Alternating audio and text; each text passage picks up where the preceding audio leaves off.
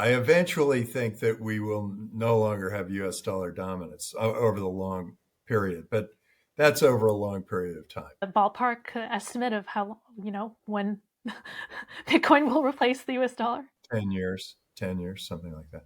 It may be a little less because there will be a moment.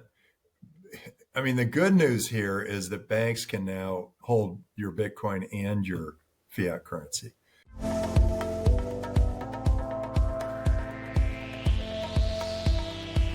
The content presented on this podcast does not in any way represent investment advice.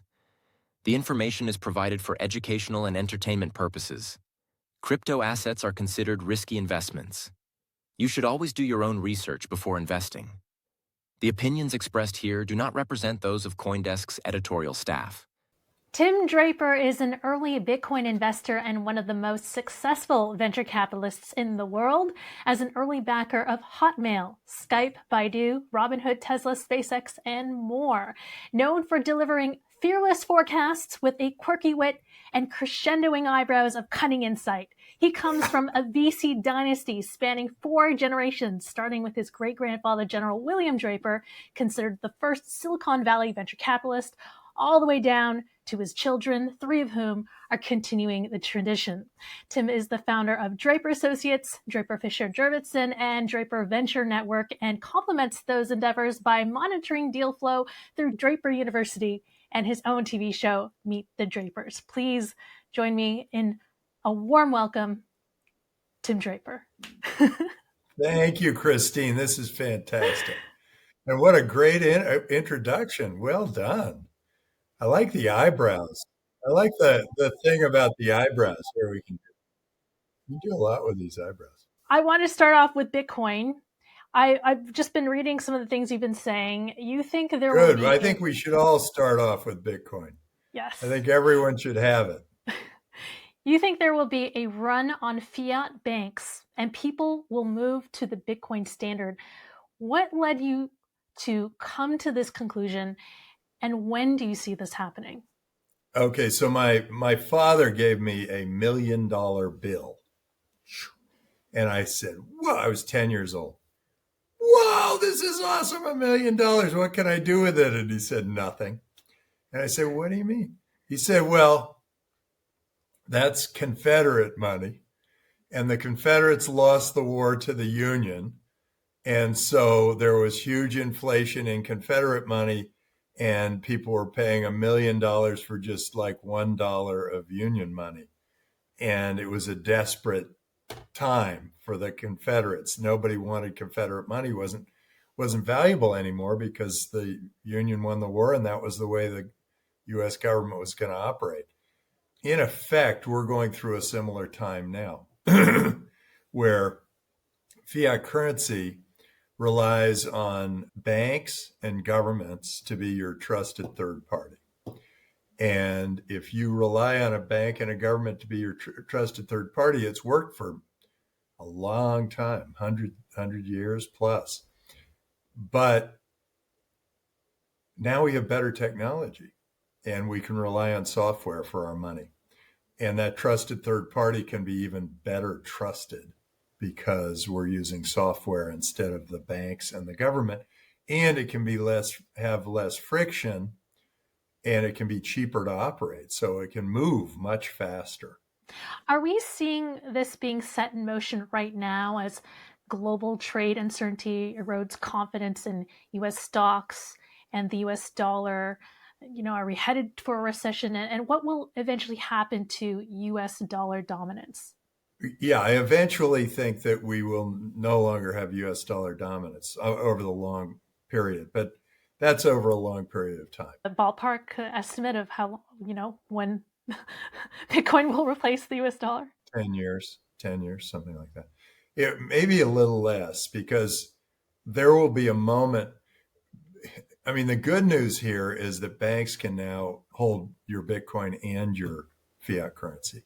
And so if you you're you see it on social media, hey, we got to get rid of our dollars, we got to buy Bitcoin.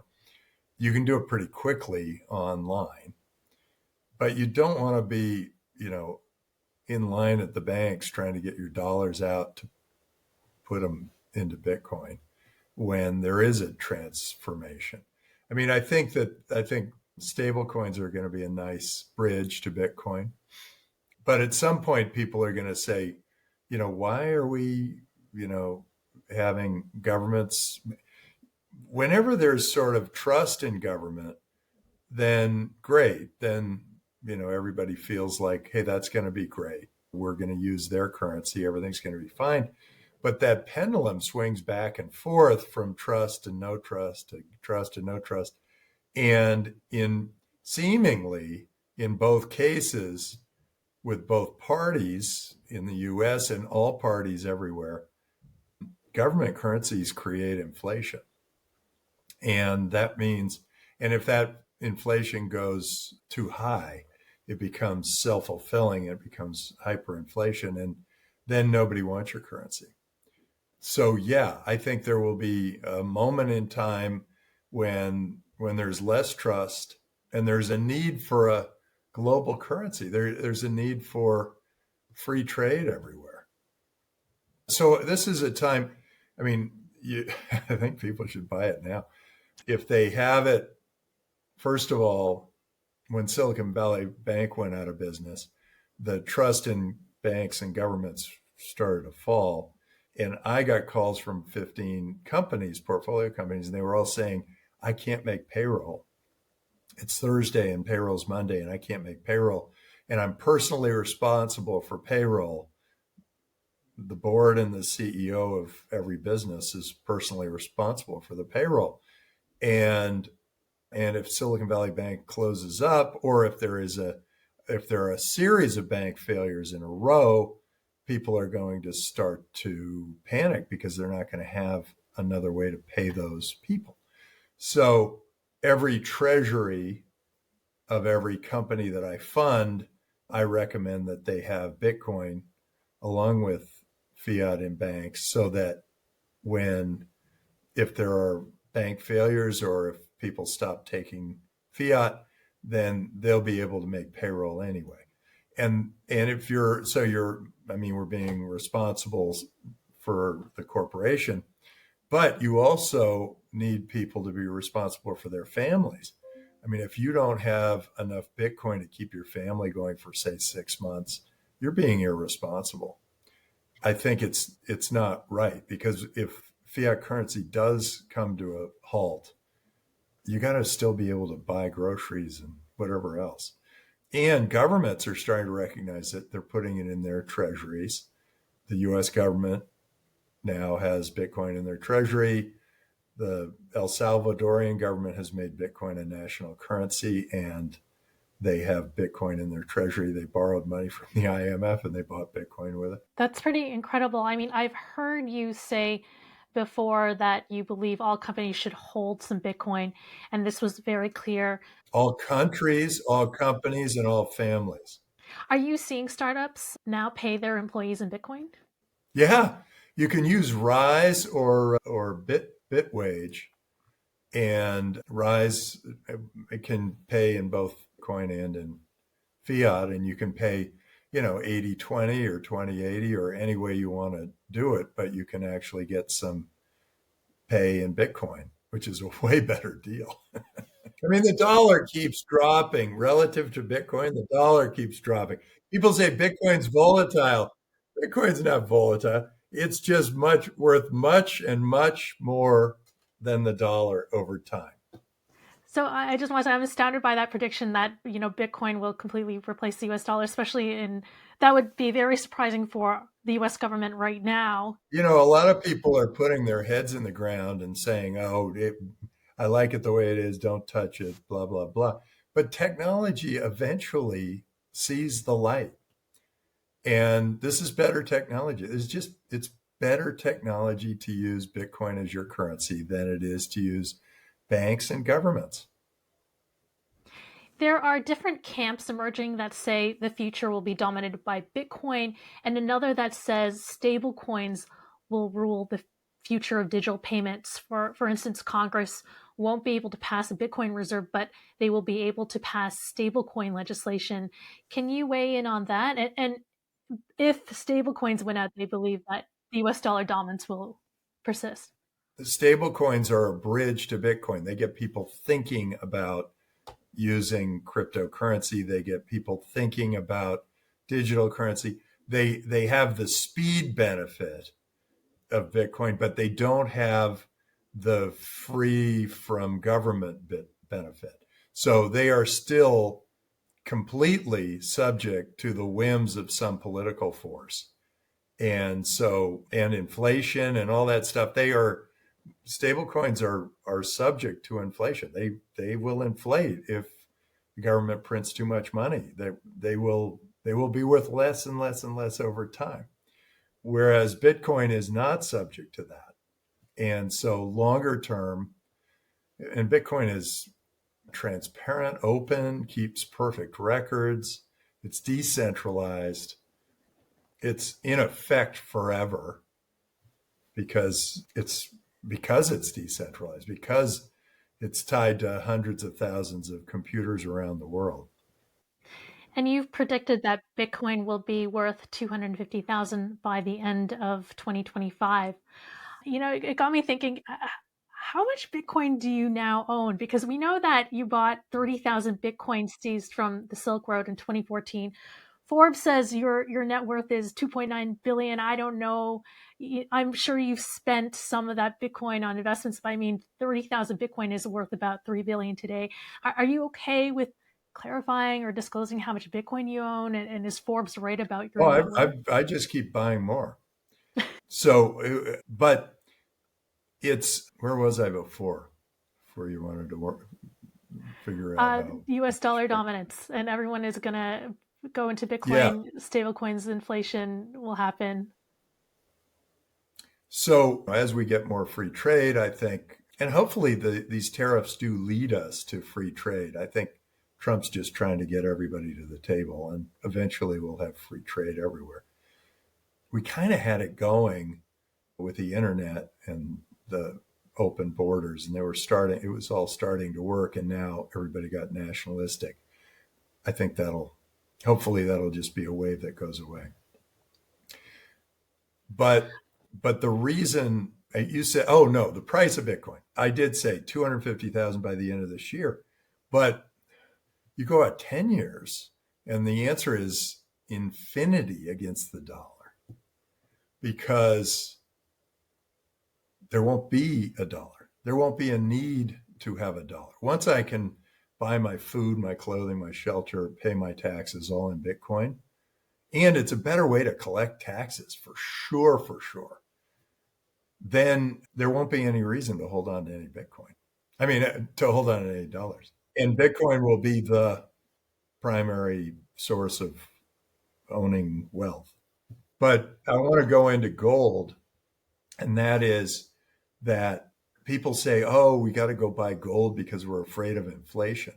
It's like I'm going back to the dark ages where I'm riding a horse, or I'm in a horse and buggy, and because I'm afraid of electric cars or flying cars. It's ridiculous. Progress moves forward. It doesn't move backward. So these people are trying to, like, they're saying, oh, I'm just going to buy gold. You're not going to be able to use gold to buy coffee at Starbucks. What, are you going to shave off some for each cappuccino? It makes no sense. So yeah, Bitcoin is currently the best source of storing value on the earth, and it's eventually going to be the currency that we all use. So we're seeing some folks buying up Bitcoin at disproportional rates to the rest of the population, let's just say. And what will that create in the future in terms of having these folks who own and have a lot of influence over the Bitcoin network versus people who don't? I'd call that a premium for intelligence or for foresightedness. I think if you don't own Bitcoin, I think you have had your head in the sand way too long. It's here. It's growing. There are, 100 million wallets in the US. There are 500 million wallets around the world. If you don't have Bitcoin, and the ones who are the huge beneficiaries are the people who are unbanked. And the reason that for that is banks don't want them if they're not dealing in big enough money. And so they're unbanked. And so they were using and have been using Bitcoin as their source of an economic system. People in Venezuela, people all throughout Africa, lots of African countries, they use Bitcoin because they have no faith in their own currencies, and they can't be banked. They're not big enough to be. Banks have so many regulations that it's a total waste. They can't get everybody up to that first rung of the ladder to be banked. If they don't have enough money to be banked, then they're unbanked. And so what do they use? They try to use cash. They hoard it, store it, whatever. But that makes no sense. They all have smartphones. So now they can be, in effect, a part of the world economy because they own some Bitcoin. Yeah.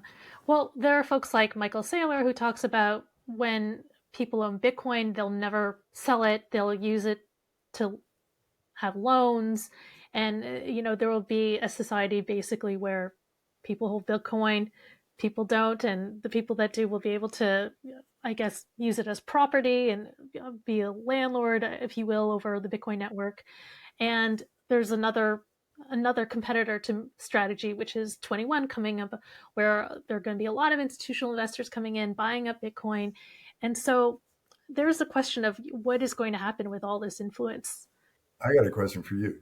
Have you bought any Bitcoin? I have. Good.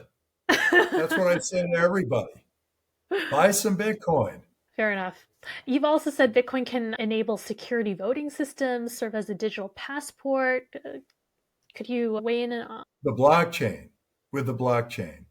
That's what all this Web3 term is all about. It's the idea of decentralized, perfect records. So you can keep perfect records in a decentralized manner, which means that they can't be tampered with or whatever. And because the chain, they're all watching the chain. All those computers, all those people behind those computers, they're all watching the blockchain. So with a blockchain, yes, you can use the blockchain for secure voting. You can use the blockchain for holding assets, for ownership in real estate. You can use the blockchain and with smart contracts, you can use the blockchain to make deals, to lay out contracts. If you want to, like, if I want to fund a company, I can fund it all in Bitcoin on the blockchain with a smart contract, and that would keep a perfect record of who owns what.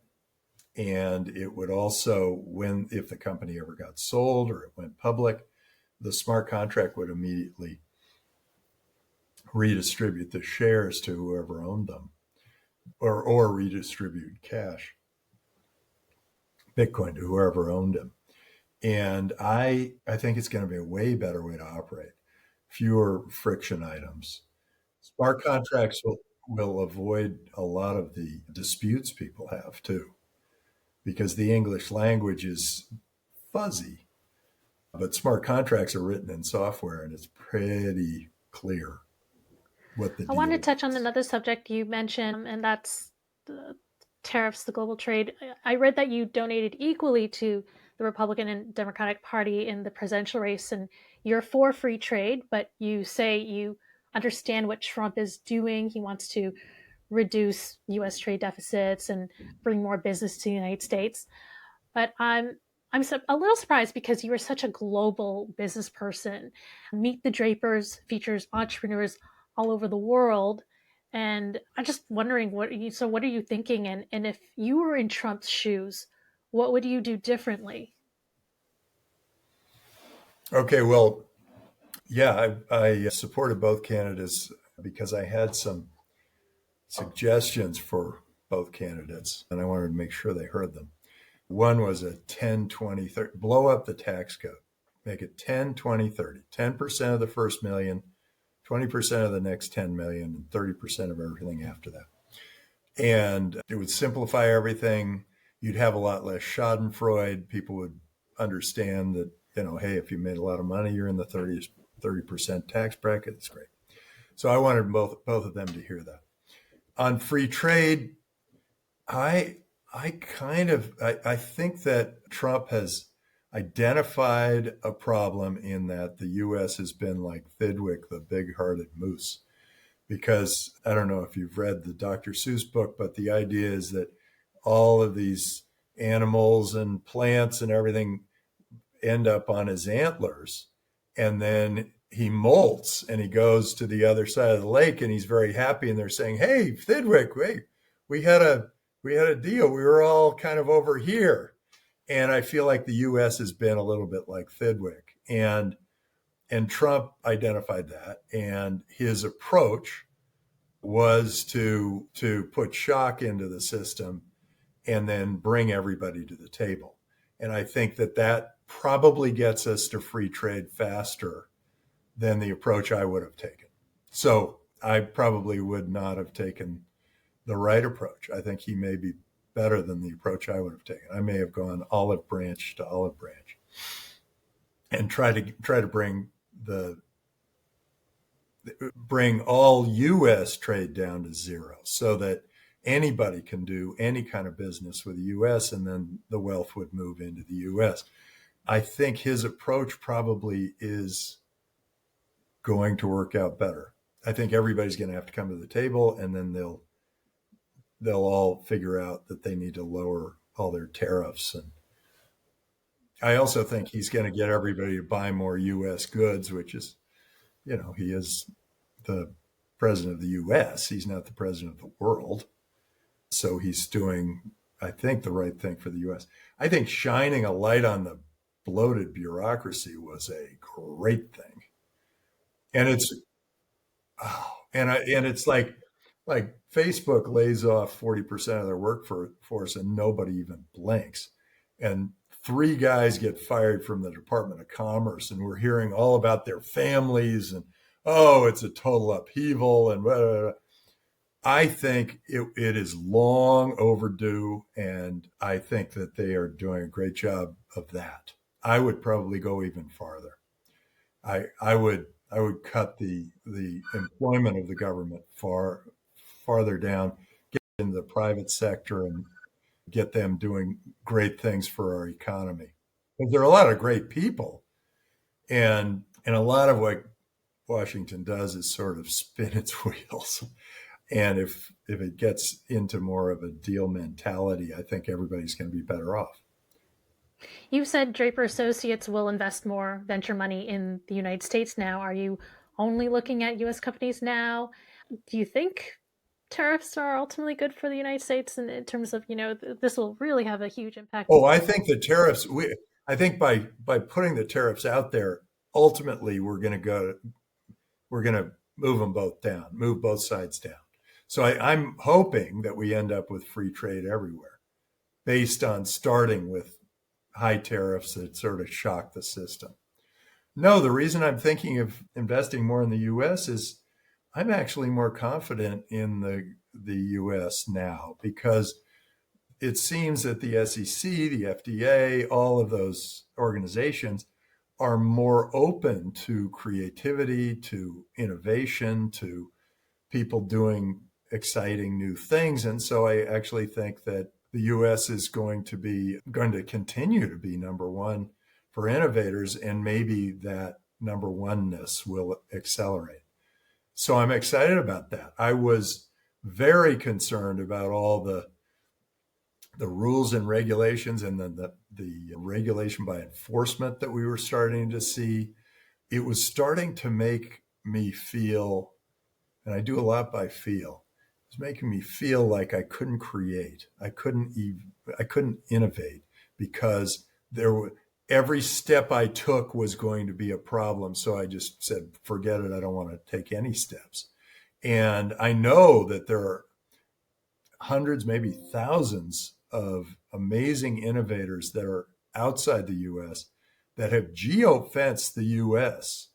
They have made it so that they are not allowing US citizens to participate in their service because the regulators were in their face. They were in their way. They were going to put them in jail. They were going to, whatever. But all the rest of the countries in the world are perfectly fine with their services.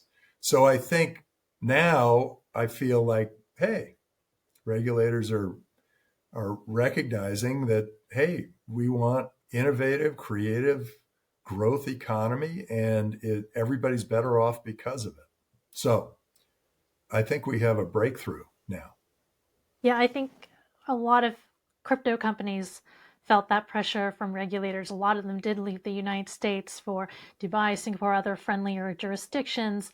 And even then, they would still get slapped by the long arm of the SEC, if you will. By the U.S. And I know, and even if they geo-fenced, it would be like they'd find one investor who happened to like travel outside the U.S. and then, take an airdrop or make a bet on a soccer game or whatever, and all of a sudden that one person is who they're, they say, okay, we're coming after your company because you did this.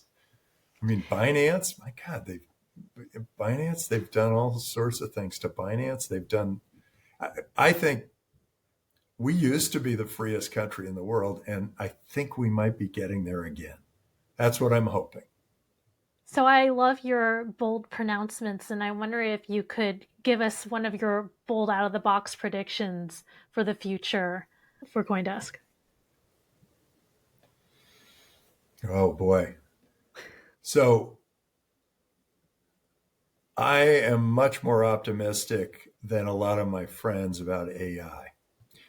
There are a lot of people who are thinking AI is going to take all our jobs and eat all our energy and, and decide that humanity is not worth it and use the resources for their own good, like iRobot or whatever.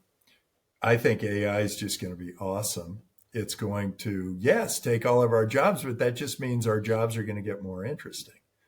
Humans figure it out. I mean, I'm already using AI in about. I know, I've heard you've had your 5 digital twins. I got 5 digital twins. I've got a huge data lake of startups, 250,000 startups that spits out 5 a week, and I then add my expert system expertise to the LLM, and I end up with a better 5 companies the next week, and then the next week, and then the next week, and we've already funded one out of the data lake. So I think it's going to be a great source for us. I'm curious, what are the parameters that you're setting to select companies using AI? I'm sure a lot of people. I don't think we've got enough time for that. It goes on and on and on. And each one, it's like, no, I'm looking for this. No. And with the 5 companies, it's no, no, no, no, maybe. And the 4 no's are usually like, oh, it's just a feature. It's a race to the bottom. It's market's too small, whatever. Anyway, so yeah, we're adding all sorts of new features, and it gets more and more granular, and that's exciting. It's going to be better and better. Eventually, I'll be able to do venture capital in even more innovative ways because AI is going to help me find the companies that are the best and the brightest. I'll only have to interview those. I've watched your digital twin give decentralized news updates, and it is uncannily similar to your essence, I would say. Could you describe the process of making that digital twin and what you use them for? Yeah, I had to stand. Actually, it's really interesting. I had to stand there for 3 hours, and I read a book, my book, actually. I read my book and How to Be the Startup Hero. And then they had me read like paragraphs with great emotion, and then with middle emotion, then with no emotion. And then they had me just silently read it and make the gestures I would have made. So somehow they put all that together. And, it's a little, when you see it, it is close. It is very close to me, but, the lips aren't quite right. And some of the gestures are a little bit off what I would do. So, but it's fantastic. And we use that digital twin for Draper Decentralized, which is allowing our startups to use my voice and my reach to announce products and tell people about what they're doing or find customers or whatever. My other digital twins are advice for the entrepreneur. We've got that. We're working on that. That's going to take some of my time, and so it's been delayed a little bit. We have one that's a hologram, and I sat there and answered 8 hours of questions in the same position for 8 hours, answering these questions, so that I always look the same and I'm answering the questions, no change in outfit, the whole thing. And then who are my other digital twins?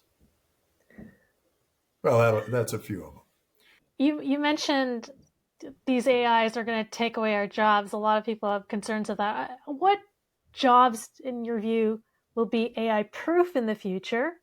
And what will happen to people who do lose their jobs?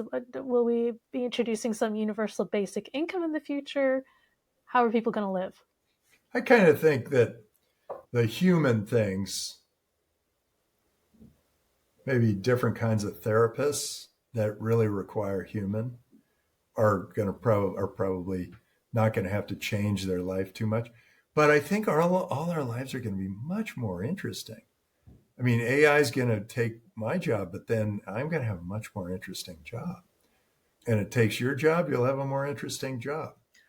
If it takes, I expect it to take, accounting jobs, legal jobs. I expect it to take Uber drivers' jobs. But we're resilient. Humans are resilient. If they take your job, you got either you go get another job. And by the way, just so you know, we have hired more because of AI.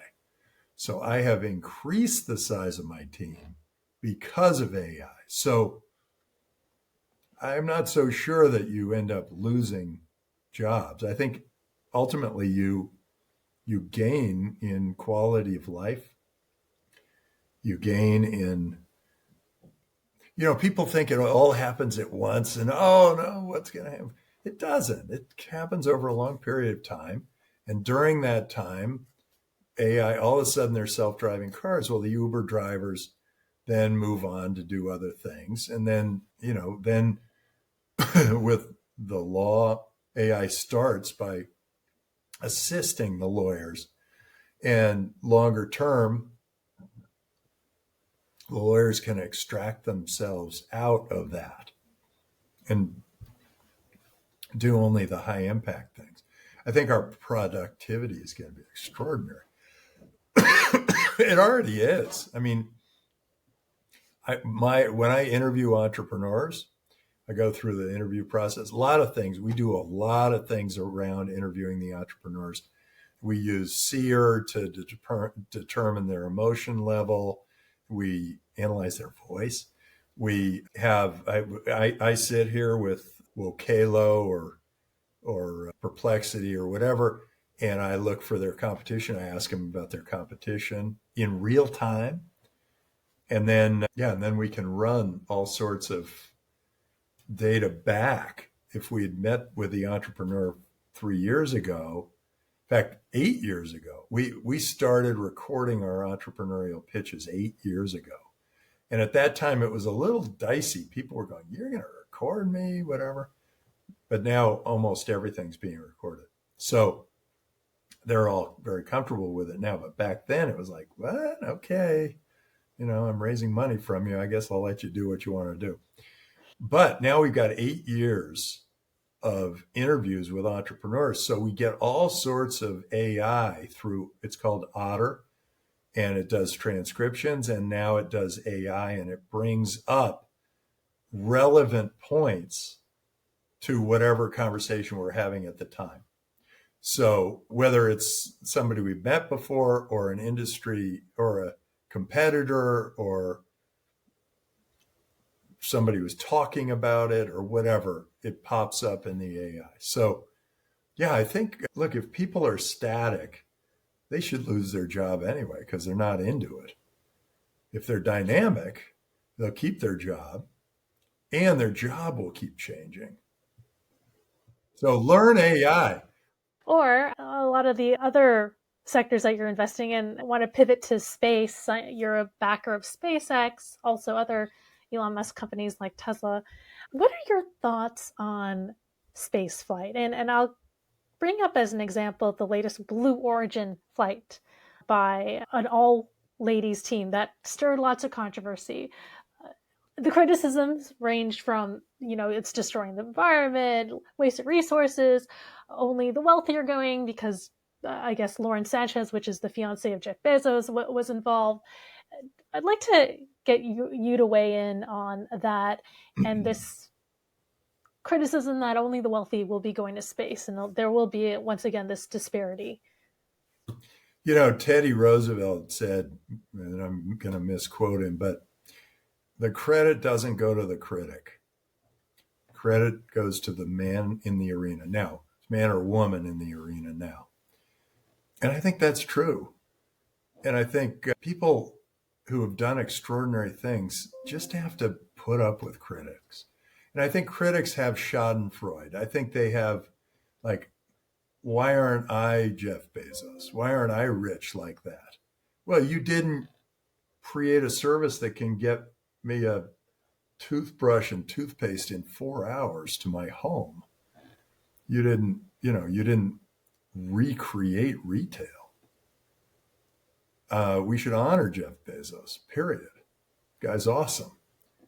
And so the credit goes to the innovator, the driver, the worker, people who work, put in the time, do things, have enthusiasm, the optimist. That's where the credit is due. Anyway, so, hey, I think it's great. If people made a lot of money, let them blow the money and go into space. I think it's fantastic. And then eventually everybody will be able to go into space. And I think that'll be a fun thing to do. And eventually, there's going to be major breakthroughs happening in space. We are going to be able to sail to Mars. We're going to be able to, and Mars will be terraformed. We're going to be able to mine asteroids. We're going to get water from the moon. There's some amazing things that are happening in space that we're able to do. We're going to save the Earth because people are launching things in space. We're going to be able to block the sun at certain places at certain times in order to lower the temperature of the Earth. All these things are happening because people are innovating. They're trying stuff. And the critics, let them criticize stuff. They got nothing better to do. Tell them to get to work. I love the optimism, Tim, as only you can offer. Another field that has been catching a lot of attention is genetics. Recently, there were dire wolves that were created, or at least I know we backed Colossal. It was fantastic. Tell me where that innovation is headed, how that will help humanity, and the opportunities there. Well, it creates biodiversity, and that is a powerful force for any number of things, not just the environment, but eventually we're going to be able to communicate with animals, and they are going to have communicate with animals. Oh yeah, and they're going to have insights that we don't have today. Tell me about that innovation. I've not heard about that one. Okay, dogs can smell 10,000 times as well as we can. When a dog sneezes on you, my theory is that it's usually when they're really happy and they like you, they sneeze on you. What they're doing is telling you a story. They sneeze on you, and then here are all the things. They sneeze on your wrist. Here are all the things that I've done. These are all the things I've smelled. Birds must have 500 different words for wind, and they probably have a much better handle on the weather than we could ever have. Ants are much better at enormous management of enormous populations. So let's start communicating with animals. I think it'll be great. And we are getting there. It's slow. That's slow. And that's 50 years out.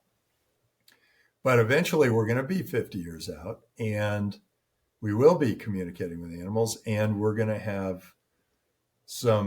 be very happy we have a very diverse biosphere here on Earth. But that's just long term. Short term, hey, I'll pay an extra $75 at the zoo to see a dire wolf or a woolly mammoth or even a woolly mouse. This is awesome. It's so fun. In fact, those puppies, I want a dire wolf. I want a dire wolf puppy. And I think I'd pay a lot more than for a golden retriever. And is the ultimate goal to create limbs and, I don't know, life? Oh, I mean, when you explore, all sorts of markets appear. So I don't know if there's an ultimate goal. I think it's a branching goal. Lots of things will happen out of this. And I think that's why they're getting large investments from a lot of very bright people. And that's because they're saying this could go in a lot of different directions. I mean, the zoo alone is. And if we're going to space, I mean, there's a whole opportunity to expand biodiversity. Maybe the dire wolf can live on Mars first and kind of work it out. Who knows? Or we get invaded by, aliens, and we've got to take we need the expertise of the dire wolf's nose. I'm not sure. Or the woolly mammoth's trunk. It's going to come in a lot of different directions. But definitely that business, there are a lot of businesses that are spinning off of that or will spin off of that. There's one that is healthcare. There's one that is healthcare, that human healthcare. It's already spun off. I also wanted to talk a bit about you because you are such a unique and just wonderful character. You have such great risk tolerance. And I'm wondering how much of that is nurture versus nature in your family? I think everybody's born differently. Everybody's wired differently. I love that my grandfather was the first Silicon Valley venture capitalist. My dad was a pioneer of venture capital. I was able to take venture capital around the world, do great things with it. My sons and one of my daughters are venture capitalists, and they really love it. They're really into it. And I think it's a job much like yours. We get to learn a lot from a lot of different people. And in that learning, and then over time, you do realize that anything is possible. Wow. So what is it about your upbringing that gave you the confidence to take a lot of risk? And how does that inform you on how you raise your kids? It's a tough call, exactly. I think, I had a fabulous mother and I still have a fabulous father. And my dad would focus on one thing and go and get it and make it happen. And he was very creative in how he did it. And he worked something like 22 years in the venture business, and then he was chairman of the Export-Import Bank, and he had a specific strategy for that. He had the same thing for UNDP. And then he came back, and he was the first Silicon Valley venture capitalist to start a fund in India, for India. And I think that enterprising watching him, I think, has been really great. And my mom was really good with people and very open to new thoughts, new ideas, that kind of thing. And so that was helpful.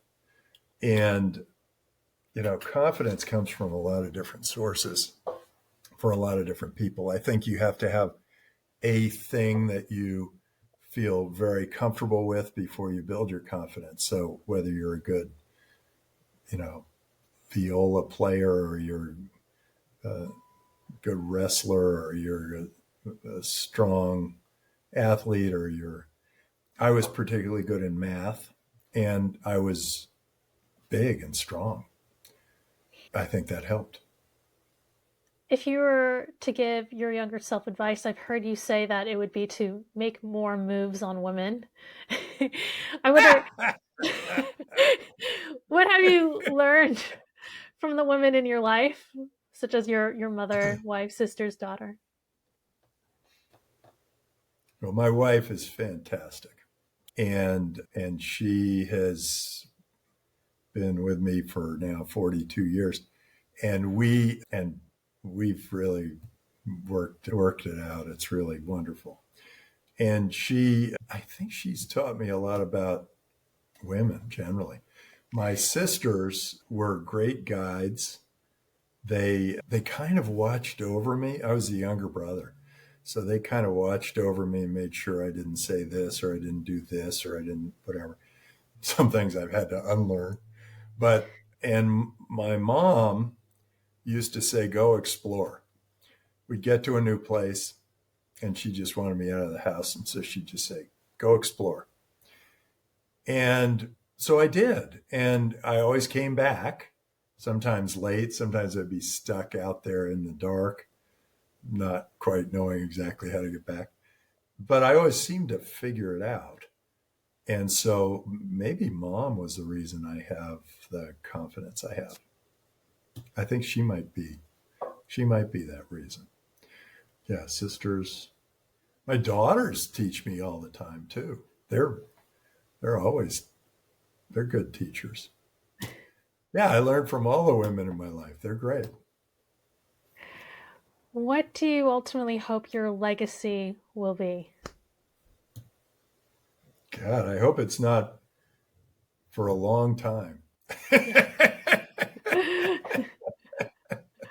I hope we don't have to look back on my life for a long time because I got so much more I want to do. I do love that I have had a hand in spreading entrepreneurship and venture capital around the world.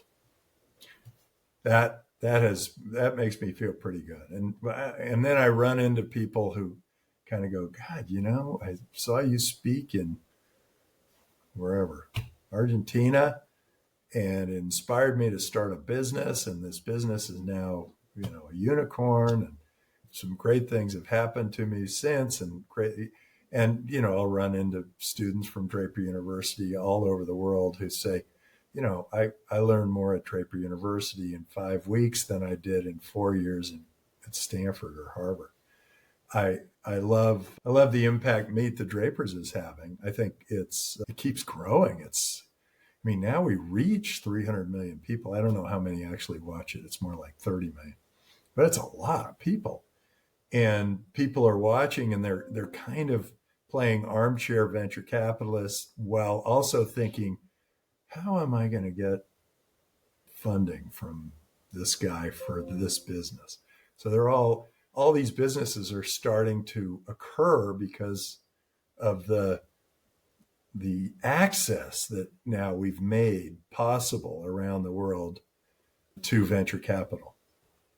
So I don't know, all of those and probably the biggest deal is probably my 4 children, and now I have 8 grandchildren and 2 on the way. So my 8 children, my 4 children, my ultimately 10 grandchildren. There may be more. I don't know. There may be more grandchildren. Maybe it's not ultimate, but probably that's about. I think that's where we'll probably end up. In terms of books, what kind of recommended reading would you give to aspiring entrepreneurs? Fiction or nonfiction? Ooh, both. Oh, well, fiction, I recommend science fiction. I recommend comic books. I recommend watching cartoons. I recommend Any favorites of yours? Dune, the whole Dune series, everything Isaac Asimov wrote except for iRobot. I think that's too makes people too scared. I loved Foundation. It was fantastic. I loved Ender's Game. It's kind of a simple little book. I I like any of them that kind of open my mind to new possibilities. I used to love Ray Bradbury, Fahrenheit 451, and a number like that. And then comic books, I like all the ones where there's a good personality and good science, or good science fiction in it. So that's all of them. Spider-Man, Iron Man. And nonfiction. Nonfiction. I loved Peter Thiel's book, Zero to One.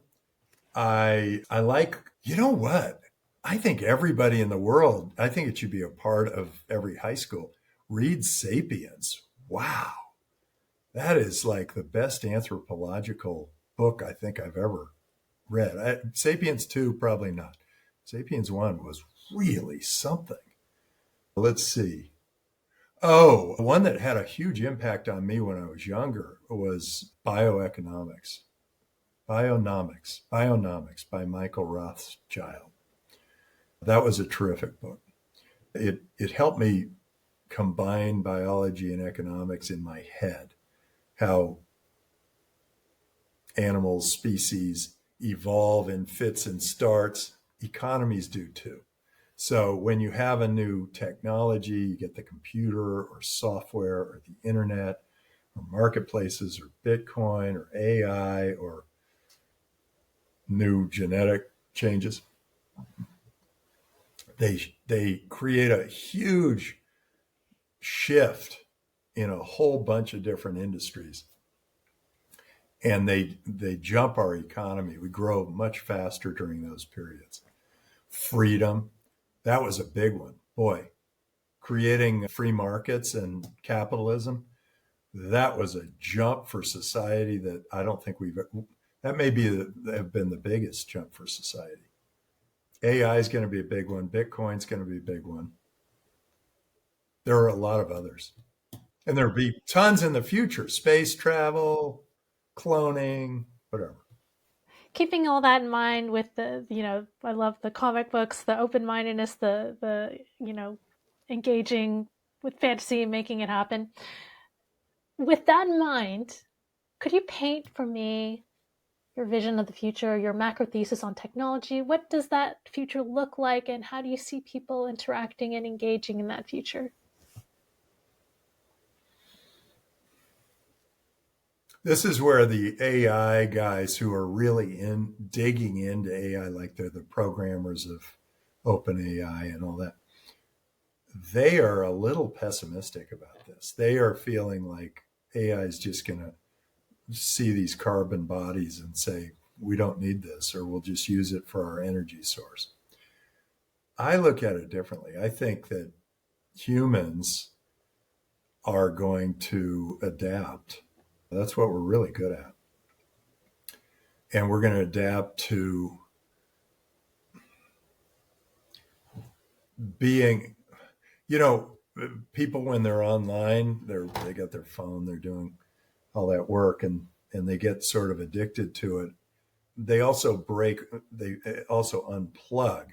And when they unplug, they bring back their humanity. They're more in touch with people and all that stuff.